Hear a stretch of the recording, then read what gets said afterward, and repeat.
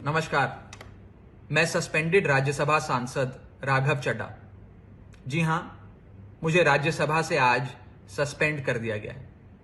मुझे क्यों निलंबित किया, मुझे क्यों सस्पेंड किया गया, मेरा क्या अपराध है? क्या मेरा यह अपराध है कि मैंने पार्लियामेंट में खड़े होकर दुनिया की सबसे बड़ी पार्टी बीजेपी के सबसे बड़े नेताओं से सवाल पूछे?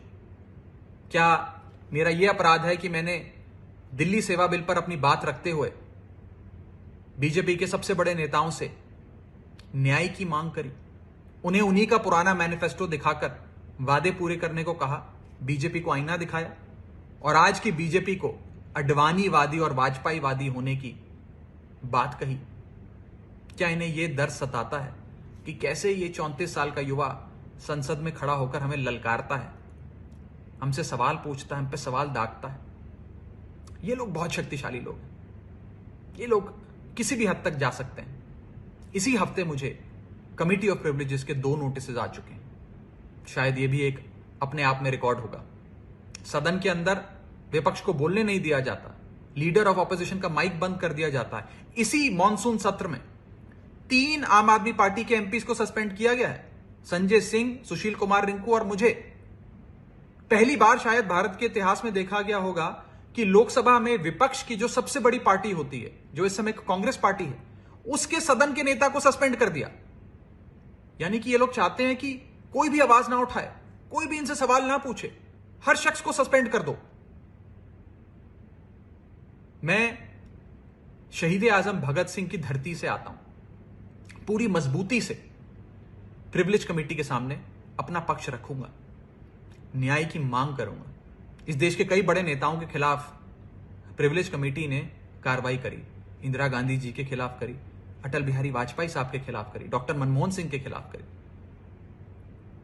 मैं आपको बताना चाहता हूं कि बीजेपी के लोग जिस प्रकार से राहुल गांधी जी की सदस्यता ले सकते हैं, कल कोई आम आदमी पार्टी के किसी भी सांसद की सदस्यता भी रद्द कर सकते हैं।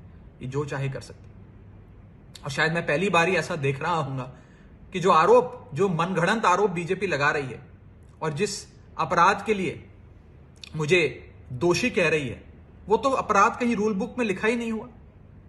मैं आपको साफ करना चाहूंगा कि बीजेपी के लोग ये कह रहे हैं कि मैंने कोई दस्तखत कर किसी सांसद के सदन में जमा करा दिए। मैं आपको सत्य बताना चाहूंगा। सत्य यह है कि किसी भी सांसद को एक समिति में नाम प्रस्तावित करने की छूट होती है। यानी कि मैं एक सिलेक्ट कमेटी के गठन के लिए कुछ सांसदों का, एमपीज का नाम सुझा सकता हूं, प्रस्तावित कर सकता हूं, प्रपोज कर सकता हूं। इसमें किसी सांसद की लिखित सहमति यानी कि रिटर्न कंसेंट या सिग्नेचर, हस्ताक्षर की, दस्तखत की जरूरत नहीं पड़ती है। आपको बस प्रस्तावित नाम देने होते हैं और अगर किसी सांसद को आपत्ति है तो अपना नाम विड्रॉ कर सकता है। कहीं पर भी ना सिग्नेचर लिए जाते हैं, ना सिग्नेचर जमा किए जाते हैं, ना हमने सिग्नेचर जमा कराए। लेकिन फिर भी एक मौका इन लोगों को मिल गया है मुझ पर कीचड़ उछालने का और मेरी रेपुटेशन को तार तार करने का। एज अ पार्लियामेंटेरियन मुझ पर कीचड़ उछालकर मेरी रेपुटेशन को हार्म पहुंचाने का।